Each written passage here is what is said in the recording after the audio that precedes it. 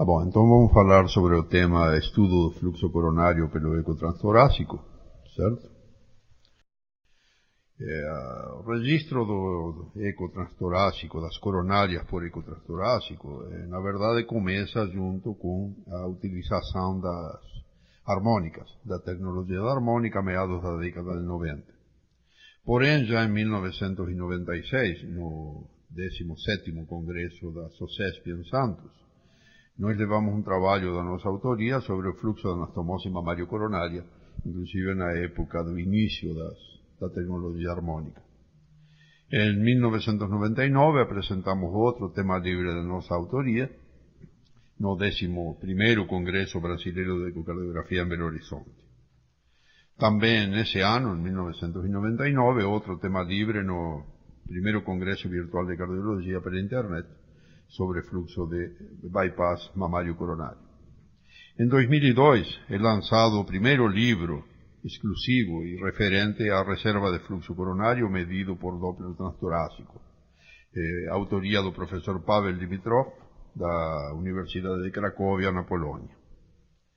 Entre os anos 2003 e 2004 aparecem os primeiros transdutores dedicados exclusivamente ao fluxo de coronárias no mercado de aparelhos de ecocardiografia.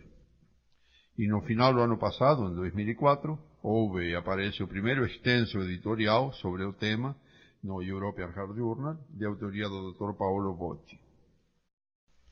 Aqui nós temos um exemplo de um traçado espectral de fluxo da anastomose mamário-coronária, realizado por nós em 1996, com um aparelho ainda preto e branco, um aparelho Ultramark 8 da ATL e um transdutor mecânico multifrequencial de 5, 7,5 a 10 MHz. Como ven, já se obtém um fluxo coronário com bastante riqueza de detalhes em relação aos fluxos obtidos atualmente. Aqui nós temos outro exemplo, no qual vemos um fluxo de uma anastomose mamário-coronária, realizado no ano de 2003, com um equipamento HDI 3000, e um transdutor de frequência em faixa de 2 a 4 MHz. No próximo exemplo, vemos um fluxo da porção distal do ramo descendente anterior da coronária esquerda, obtido num equipamento Sonos 5500, também um transdutor em faixa de 2 a 4 MHz, no qual se vê que já se consegue o registro de fluxos da região distal da artéria coronária. Para lembrar, o fluxo coronário apresenta um regime sistodiastólico, do ponto de vista da sua fisiologia, e isso devido a uma relação existente entre a pressão de perfusão gerada pelo ventrículo esquerdo durante a sístole e as resistências oferecidas pelas artérias epicárdicas. Pela árvore arteriolar, essa resistência das artérias epicárdicas é menor, da árvore arteriolar apresenta uma resistência maior, mas a principal resistência oferecida durante a sístole ao fluxo coronário está dado pela compressão subendocárdica produzida pela sístole ventricular sobre a parede subendocárdica, comprimindo as artérias e aumentando sua resistência. Por esse mecanismo, o fluxo sistólico coronariano é relativamente pequeno com relação ao fluxo diastólico, onde, embora a pressão de perfusão seja menor, a diminuição da resistência é notória, muito significativa, fazendo com que o fluxo das coronárias seja predominantemente diastólico. O metabolismo miocárdico, por outro lado, se caracteriza por um regime basal elevado, isto é, ele sempre está trabalhando o maior regime possível, determinado pela demanda de oxigênio nesse momento. Então há um importante gradiente intramiocárdico de oxigênio dentro do miocárdio e o consumo, portanto, é fluxo dependente. Ou seja, cada vez que há uma pequena alteração de demanda, nós temos uma vasodilatação periférica do sistema arteriolar, da microcirculação coronária, provocando um aumento do fluxo. O fluxo coronariano trabalha então sob demanda, reajustando-se batimento para batimento. Daí a importância de realizar a aferição de 2, 3 ou 4 complexos de fluxo de artérias coronárias para obtermos uma média desses valores. O exercício aumenta a demanda de oxigênio ou qualquer outro mecanismo de aumento da demanda de oxigênio provoca uma vasodilatação arteriolar coronariana com um significativo aumento do fluxo coronário. Então aqui vem um grande conceito, que é a diferença entre o fluxo hiperêmico, ou seja, no máximo da vasodilatação das coronárias, e o fluxo basal, se denomina de reserva de fluxo coronario, que representa a capacidade do leito arteriolar coronariano se dilatar em resposta ao aumento das solicitações metabólicas do miocárdio. A fórmula para calcular a reserva de fluxo coronário seria então a velocidade na máxima vasodilatação, da qual se subtrai a velocidade do fluxo em repouso e se divide pela velocidade do fluxo em repouso. As alterações do fluxo coronário ocorrem precocemente na cascata isquêmica. Lembramos que aquela heterogeneidade da perfusão coronária é uma das primeiras alterações que ocorrem na cascata isquêmica. Então, se nós detectamos esse tipo de alteração, estamos detectando realmente modificações muito precoces que acontecem durante a insuficiência coronária, durante a isquemia miocárdica. Por outro lado, o uso de vasodilatadores arteriolares específicos, ou seja, que só dilatam a microcirculação coronariana, sem alterar o diâmetro dos vasos epicárdicos, como são a adenosina e o dipyridamol, aumentam o fluxo coronário, certo? E é muito importante porque permitem uma avaliação da reserva de fluxo coronário sem influência dos vasos epicárdicos. Devemos lembrar que na equação de Poiseuille, o diâmetro das artérias ou das arteriolas, ou principalmente das artérias epicárdicas, muito influencia a quantidade de fluxo. Pequenas variações do diâmetro influenciam grandemente o fluxo. De aí a importância de utilizar vasodilatadores específicos para o sistema arteriolar e que não modifiquem o fluxo das artérias epicárdicas. O fluxo coronário varia em relação ao local no qual nós estamos determinando a estenose. Quando nós detectamos o fluxo proximal à estenose, nós podemos estar detectando um fluxo totalmente normal, mesmo que haja uma estenose importante posteriormente, distal a ele. A menos que não haja tributárias entre o local do volume amostra e a estenose. Por exemplo, seria o caso das anastomoses mamário-coronárias, no quais realmente o fluxo da mamária não apresenta tributárias e ele reflete a funcionalidade, digamos assim, ou a qualidade do fluxo na região da anastomose. Por esse motivo de que o fluxo proximal à estenose geralmente não é utilizado, não é útil para a avaliação do fluxo coronário, da reserva de fluxo coronário, não é mais utilizado o eco transesofágico para avaliar a reserva de fluxo, já que ele detecta apenas as coronárias proximais. Quando nós detectamos o fluxo no local da estenose, nós vamos ver, como em toda estenose, uma aceleração convectiva do fluxo seguido de uma turbulência. Como nós vemos no exemplo abaixo, certo? Isso dificulta realmente o cálculo da reserva de fluxo coronário. As velocidades aumentam muito, o perfil do fluxo ele muda substancialmente e isso aí não permite a realização dos cálculos da reserva de fluxo coronário. Agora, quando detectamos o fluxo distalmente à estenose, certo? Nós vamos obter alterações de fluxo que realmente refletem as alterações estenóticas. Eles sofrem pouca influência da aceleração convectiva da região do fluxo. Quanto mais distalmente nós vamos na coronária, menos vamos ter influência da aceleração convectiva.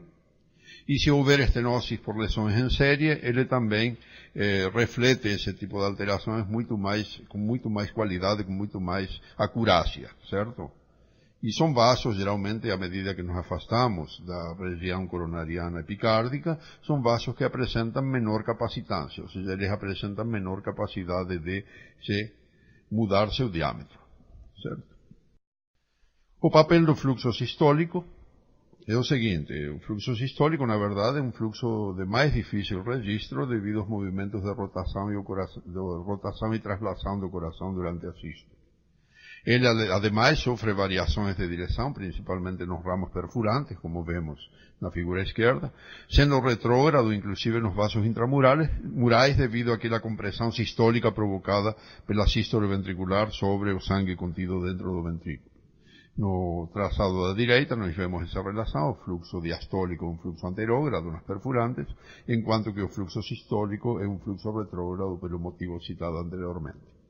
De qualquer maneira, o fluxo sistólico, pela sua menor importância funcional, certo, parece ser menos importante do que o fluxo diastólico para a aferição da reserva de fluxo, que é sempre anterógrado diastólico nos vasos epicárdicos e nos vasos intramurais. O fluxo diastólico apresenta realmente um papel muito mais importante do ponto de vista da avaliação do fluxo coronário, e é um refluxo que em repouso se caracteriza pela sua diminuição ou sua desaceleração lenta, refletindo as altas resistências da microcirculação coronária normal. Quando submetido a hiperemia ou esforço, o tempo de desaceleração diminui, traduzindo a vasodilatação, que provoca uma diminuição da resistência.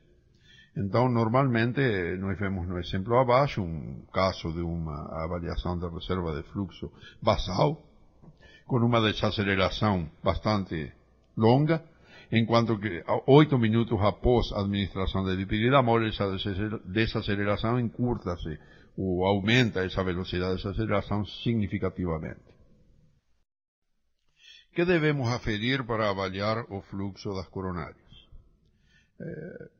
No início, nós aferíamos as velocidades de aceleração e desaceleração do fluxo diastólico, mas pouco se relacionava com as alterações do fluxo coronário. Depois passamos a medir as velocidades máximas sistólica e diastólica, que também não refletem de uma forma muito sensível as variações do fluxo coronário. O que realmente serve como padrão para medidas de fluxo coronário seria a velocidade integral, tanto sistólica e principalmente diastólica. Então, atualmente medimos apenas a velocidade integral, que mais reflete o fluxo volumétrico coronário, embora não utilicemos de rotina o diâmetro da artéria coronária, que mesmo se ele puder ser aferido, por exemplo, e multiplicado pela integral do fluxo diastólico, nós podemos obter realmente o fluxo volumétrico, o volume de fluxo que passa pela coronária por batimento. Mas isso seria uma redundância, já que são vasos muito finos e muito difíceis de serem medidos os seus diâmetros. Preferimos utilizar apenas a velocidade integral. As aplicações do fluxo das coronárias. A reserva do fluxo coronário, na presença de doença arterial coronária, ele vai refletir basicamente a patência da artéria coronária epicárdica, ou seja, a lesão que pode existir nessa artéria coronária, e a capacidade de vasodilatação da microcirculação. Na ausência de doença arterial coronária, ela traduz apenas a capacidade de vasodilatação da microcirculação. Uma reserva de fluxo coronário, calculado pela fórmula vista anteriormente inferior a 2, sugere uma lesão coronariana epicárdica significativa, ou seja, maior do que 70%. A correlação com a coronariografia é boa para estenoses leves, inferiores a 50%, e também para estenoses significativas, maiores do que 70% a 75%. O problema está nas lesões intermediárias, que não apresentam uma boa correlação com os estudos hemodinâmicos, mas, por sua vez, se correlacionam melhor com a cintilografia. Nós sabemos que também nas lesões intermediárias da cintilografia não se correlacionam muito bem com as alterações com os achados da hemodinâmica. As suboclusões coronarianas, onde a resposta hiperêmica já é máxima, ou seja, não existe mais um aumento da vasodilatação, porque ela já está trabalhando com a máxima vasodilatação, a reserva do fluxo coronário com adenosina está deprimida. Ou seja, não há capacidade desse sistema arteriolar se dilatar mais. Então, a vasodilatação da microcirculação, que já está exaurida em repouso, e não tem mais capacidade de resposta. Pode acontecer ainda o roubo de fluxo por colaterais pré-estenóticas, como nós vemos do lado esquerdo, as colaterais de uma descendente anterior, num caso de oclusão da descendente anterior, e em alguns outros casos tem sido descrito na literatura, e nós temos observado, uma tendência ao aumento do fluxo sistólico quando as lesões coronarianas são críticas. Embora esse conceito esteja sendo contestado por alguns autores, ele parece ser de relativa importância para a aferição ou para a avaliação de suboclusões das coronárias.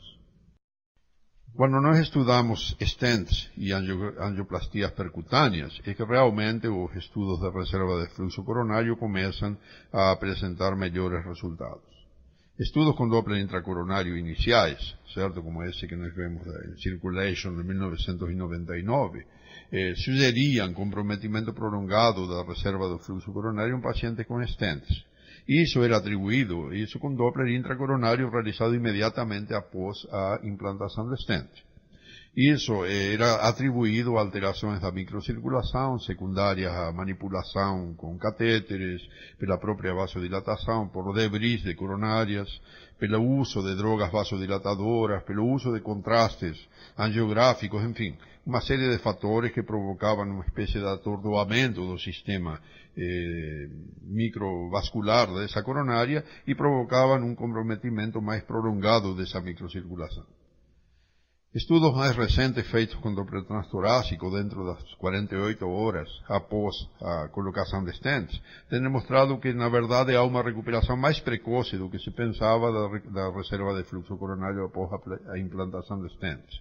E o autor, que é Pizzuto, de 2001, ele vem demonstrar que esses estudos nos quais a alteração da reserva de fluxo pós-stent está alterada, está mais relacionada com estenose intra-stent do que com a alteração da microcirculação coronária. Reservas de fluxo coronários inferiores a 2 correlacionam-se com a estenose intra-stent maior que 70%, há uma boa correlação nos estudos realizados.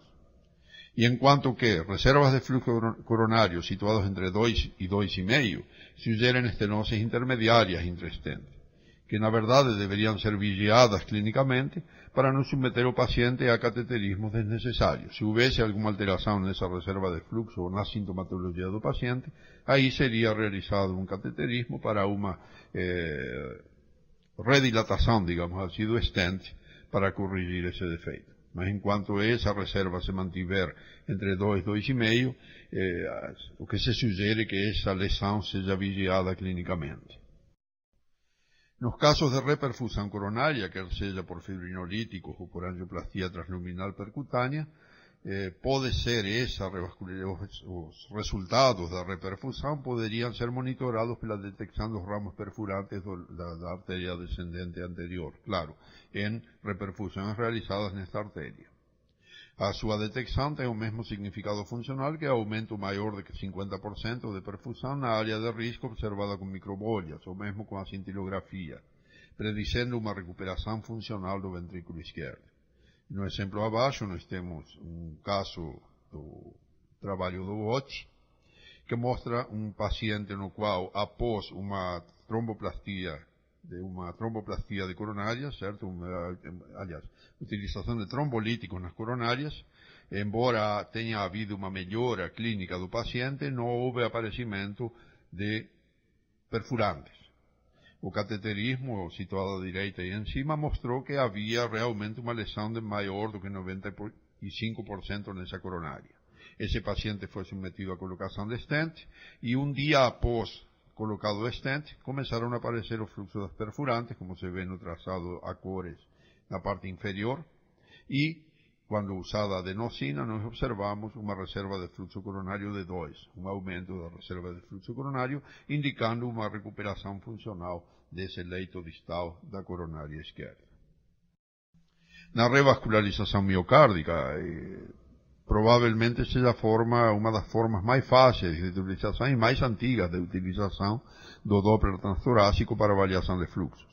Já desde a década de 90 está sendo utilizado o Doppler transtorácico, certo, na avaliação desses fluxos de anastomoses mamário-coronárias, ou mesmo com pontes de safena para a coronária descendente anterior, e com bastante facilidade de visualização, principalmente na área de sutura com o ramo descendente anterior. Nós vemos o exemplo abaixo, uma artéria mamária interna no ponto de sutura com a artéria descendente anterior, e no lado direito um fluxo a esse nível de uma bypass mamário coronário. E esse estudo é realmente importante porque ele informa o estado funcional do bypass. Se o bypass estiver obstruído inicialmente na porção média, realmente esse fluxo não vai aparecer. Ou mesmo se ele tiver uma obstrução ao nível da anastomose, nós podemos detectar, como vimos um exemplo anteriormente, a presença de um fluxo turbulento a esse nível. Análise de outros vasos. A descendente anterior é o vaso que, por sua proximidade com o tórax, certo, permite com mais facilidade a sua detecção por via transtorácica. O ramo descendente posterior, quer seja ramo da coronária direita ou da circunflexa, ele se situa realmente muito mais profundo no tórax. a 7 a 10 centímetros, enquanto que a descendente anterior se situa entre 2 e 3 centímetros da parede torácica. Ele é mais sujeito a movimentos de traslação e rotação do coração, e ele fica próximo da veia mediocardíaca, uma que aparece no lado esquerdo, no painel esquerdo, de coloração azul, corresponde à veia miocardíaca, e em vermelho ao ramo descendente posterior. Essa veia miocardíaca vai induzir nessa figura da direita, vocês poderão ver, vai induzir a presença de alguns ruídos venosos que interferem no fluxo da coronária. Esse é um fluxo de coronária descendente posterior, então, com algumas interferências provocadas pela veia mediocardíaca. Podemos concluir assim que aferizando o fluxo da coronária direita, aferizando a reserva de fluxo coronário com Doppler transtorácico, é um método promissor para avaliação de pacientes submetidos à revascularização, principalmente implante de stents e procedimentos de recanalização pós-infarto agudo do miocárdio. As drogas vasodilatadoras que se usam atualmente para avaliar a microcirculação coronária, nas doses utilizadas atualmente, parecem ser bastante seguras e eficientes mesmo na fase aguda do infarto do miocárdio. E os estudos sobre a microcirculação coronariana em pacientes sem doença arterial coronária de vasos epicárdicos, como por exemplo a avaliação do tono vasomotor e defeitos farmacológicos, encontram-se ainda em andamento, mas são bastante promissores também.